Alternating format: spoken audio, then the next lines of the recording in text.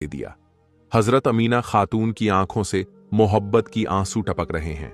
हलीमा खातून अपनी गोद में सरकार को लेती हैं और लेने के बाद जब वो चलने लगती हैं, अपनी सवारी के करीब आईं तो वही सवारी हलीमा की है।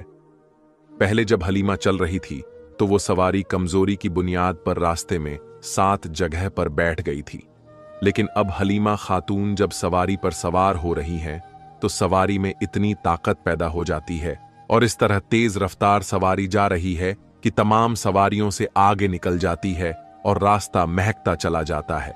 औरतों ने हलीमा से कहा, ए खातून, ये तो बताओ, क्या तूने मक्का में सवारी को बदल दिया है? तो हजरत हलीमा खातून ने फरमाया, नहीं नहीं, मैंने सवारी नहीं बदली है, अलबत्ता सवार बदल गया है। ये सरदार कुरैश अब्दुल मुत्तलिब के पोते मोहम्मद बिन अब्दुल्लाह के चलने की बरकत है।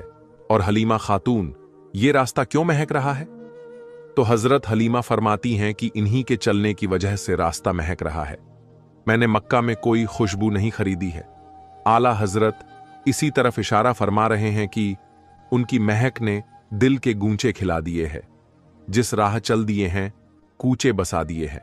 हजरत हलीमा सादिया सरकार को लेकर के चली जा रही हैं और 12 पहाड़ियों से गुजर करके हजरत हलीमा सादिया अपनी आबादी के करीब पहुंच रही हैं।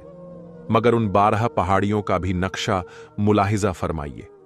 हजरत हलीमा सादिया जिस पहाड़ी से गुजर रही हैं, अगर पहाड़ के ऊपर कोई सूखा दरख्त है तो हरा हो जाता है। अगर पहाड़ियों के दरमियान उन झाड़ियों में जानवर चुग रहे हैं तो हलीमा की सवारी देखने के बाद वो सारे जानवर सामने से हट जाया करते थे और हलीमा की सवारी को देखा करते थे।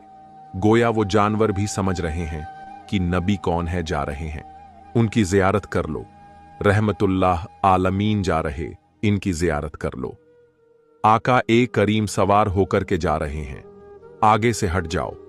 आका ए करीम सल्लल्लाहु ताला अलैहि वसल्लम को लेकर के जब हलीमा सादिया अपनी आबादी में पहुंचती हैं तो उनकी पूरी आबादी महकने लगी है। आबादी के लोग खुश्क साली के शिकार हो गए थे, मगर मेरे आका की बरकत से बारिश हो जाती है और पूरी आबादी पानी से सैराब हो जाती है। तमाम दरख्त लहलहाने लगते हैं और तमाम दरख्तों में फल आ जाते हैं। हजरत हलीमा खातून अपने शौहर से कहती हैं कि जानवरों का दूध निकालो, और जब जानवरों का दूध निकालते हैं तो सारे जानवरों के थन खुश्क हो गए थे, मगर जानवरों के थन दूध से भरे हुए हैं। वो दूध निकालते हैं तो उनके घर का सारा बर्तन दूध से भर जाता है। लोगों ने पूछा, ए हलीमा,